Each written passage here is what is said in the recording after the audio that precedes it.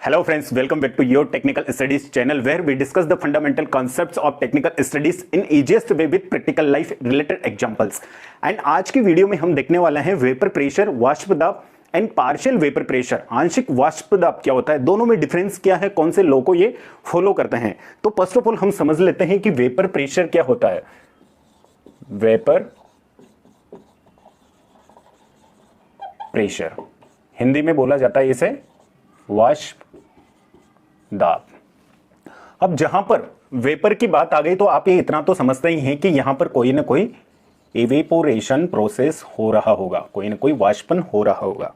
मान लीजिए कि आपके पास में कोई एक कंटेनर है, ओपन वेसल है, ओपन वेसल, कोई एक ओपन कंटेनर है जिसमें कोई लिक्विड ए भरा हुआ है, कंपोनेंट ए भरा हुआ है, यहां भी है, यहां भी है। ठीक है, वेपर प्रेशर इस सरफेस पे कंपोनेंट है, यहां पे हमें ध्यान देना है। इसके पास में कोई ना कोई एनर्जी होगी, ठीक है, कोई ना कोई एनर्जी होगी तो ये क्या करेगा, काइनेटिक एनर्जी से ऊपरी सरफेस पे आ जाएगा। इसे बोला जाता है फ्री सरफेस, फ्री सरफेस। ठीक है, तो यहां से इसका क्या होगा, इवेपोरेशन होगा। ठीक है, इवेपोरेशन बिना कोई टेम्परेचर दिए हुए कोई लिक्विड अपनी फ्री सरफेस से अगर एस्केप कर जाता है, अपनी फ्री सरफेस को छोड़ जाता है तो उसे इवेपोरेशन कहा जाता है। यहां पर इस सरफेस पर इसके पास में दो बातें हैं। फर्स्ट तो इसकी जो फ्री सरफेस पर जो मॉलिक्यूल आप देख रहे हैं और इसके अंदर वाली इसके इनर सरफेस में जो मॉलिक्यूल देख रहे हैं, इन मॉलिक्यूल्स के बीच में इंटरमोलिक्यूलर फोर्स होगा, इधर भी लग रहा होगा, इधर भी लग रहा होगा, इधर भी लग रहा होगा। ठीक है, इसमें भी इधर लग रहा होगा, इधर होगा और इधर होगा। एक मॉलिक्यूल दूसरे मॉलिक्यूल को आपस में बांधे हुए हैं तो इनके इंटरमोलिक्यूलर फोर्स यहां पर क्या है, ज्यादा है। लेकिन जो फ्री सरफेस है इनके बस बॉटम में या नीचे की तरफ ही फोर्स लग रहा है, अंदर के मॉलिक्यूल नीचे की तरफ ही इनको खींचे हुए हैं। मतलब ऊपरी सरफेस से इनके ऊपर कोई दबाव नहीं है, ओनली एयर का दबाव है, और अंदर वाले मॉलिक्यूल्स के अंदर इंटरमोलिक्यूलर फोर्स ज्यादा है। तो ऊपरी सरफेस में इनके पास में क्या है, लेजर फोर्स है, लेजर फोर्स। ठीक है, लेजर फोर्स है। और दूसरी इंपॉर्टेंट बात कि इनके पास में क्या है, ऊपरी वाले मॉलिक्यूल्स के पास में काइनेटिक एनर्जी है, काइनेटिक एनर्जी। क्योंकि कोई भी मॉलिक्यूल ऊपर गया होगा तो उसके पास में काइनेटिक एनर्जी होगा, धक्का मुक्के करता हुआ ऐसे, इसके पास में ज्यादा एनर्जी, इसीलिए तो ये यहां पर गया। ठीक है, इसके पास में काइनेटिक एनर्जी है और ये यहां से एस्केप कर जाता है। यहां से कौन सी फेज में आ जाता है, ये वेपर फेज में आ जाता है। ठीक है, वेपर फेज में आ जाता है, वेपर फेज या गैस फेज में आ जाता है। ठीक है, वेपर फेज और गैस फेज ये प्राप्त कर लेता है। ये ओपन वेसल है।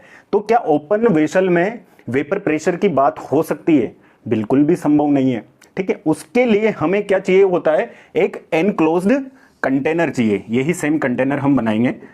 मान लेते हैं कि हमारे पास में ये कंटेनर जो क्या है, यहां से एनक्लोज्ड है, एनक्लोज्ड वेसल।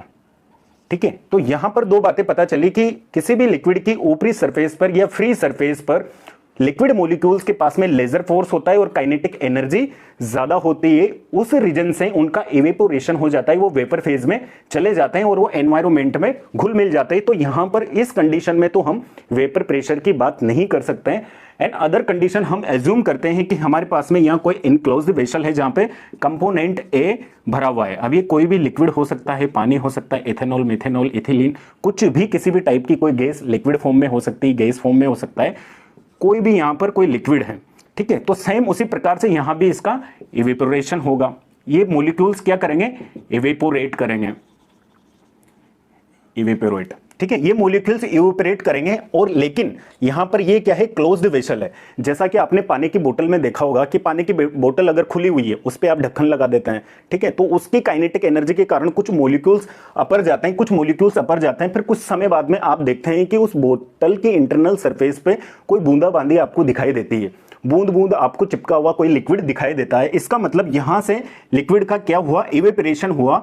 और इवेपोरेशन होने के साथ साथ में इवेपोरेशन हुआ अपर डायरेक्शन में, और उसके साथ साथ में क्या हुआ, उसका कंडेंसेशन हुआ, कंडेंसेशन हुआ, इवेपोरेट्स हुई। वेपर क्या, यहां वेपर फेज में आया है और वेपर फेज में आने के बाद में वो लिक्विड फेज में गया। इसका मतलब हम कह सकते हैं कि कोई भी लिक्विड था वो किस में चेंज हुआ, वेपर फेज में।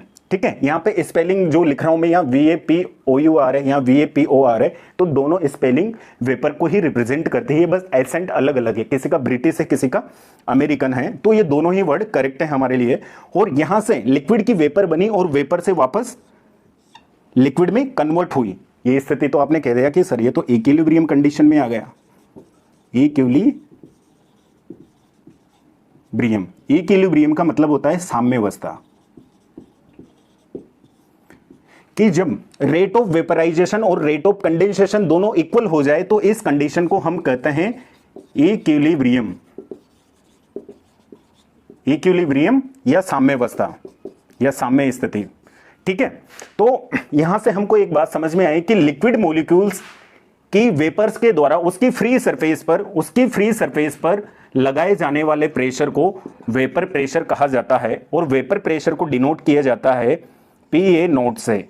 इसका मतलब क्या होता है, प्योर वेपर प्रेशर ऑफ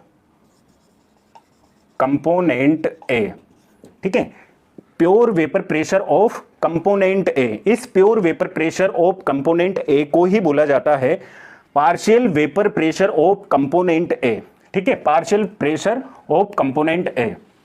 तो यहां पर तो फिर ये वेपर प्रेशर किसको बोला जाता है उसको भी हम समझते हैं। अगर ये यहां तक की बात समझ में आई तो दूसरा भी हमको विद इन सेकंड्स समझ में आ जाएगा। अगर यहाँ एक कंपोनेंट के साथ साथ में मान लो कि एक कंपोनेंट H2O है और दूसरा कंपोनेंट C2H5OH है, कोई B कंपोनेंट है हमारे पास में, अगर दो कंपोनेंट है हमारे पास में, तो दोनों कंपोनेंट का जो वेपर प्रेशर होगा, दोनों कंपोनेंट के द्वारा जो लिक्विड की फ्री सरफेस पर जो फोर्स लगाया जाएगा उन दोनों का सम कर दें तो उसको टोटल प्रेशर बोला जाता है। मतलब PA note plus PB note plus PC note. कोई C कंपोनेंट भी है या इनफाइनाइट, कितने भी कंपोनेंट मिक्सर में हो सकते हैं। अगर किसी मिक्सर में कोई कंपोनेंट A, B और कोई कंपोनेंट C प्रेजेंट है तो तीनों कंपोनेंट के वेपर प्रेशर, तीनों कंपोनेंट का जो वेपर प्रेशर है, तो पर्टिकुलर इंडिविजुअल प्रेशर को तो हम बोलेंगे partial pressure,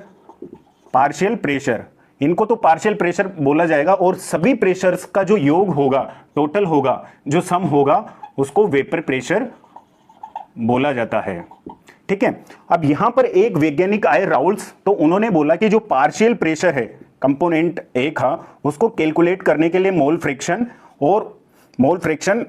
into PA note, इससे कैलकुलेट किया जाता है और इसे बोला जाता है राउल्स लॉ।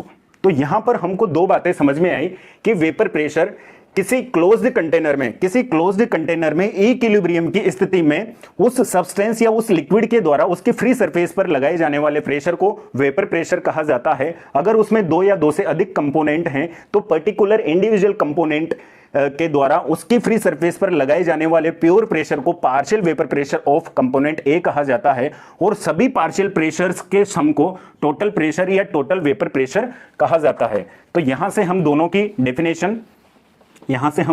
डेफिनेशन देख सकते हैं, पार्शियल प्रेशर और वेपर प्रेशर की।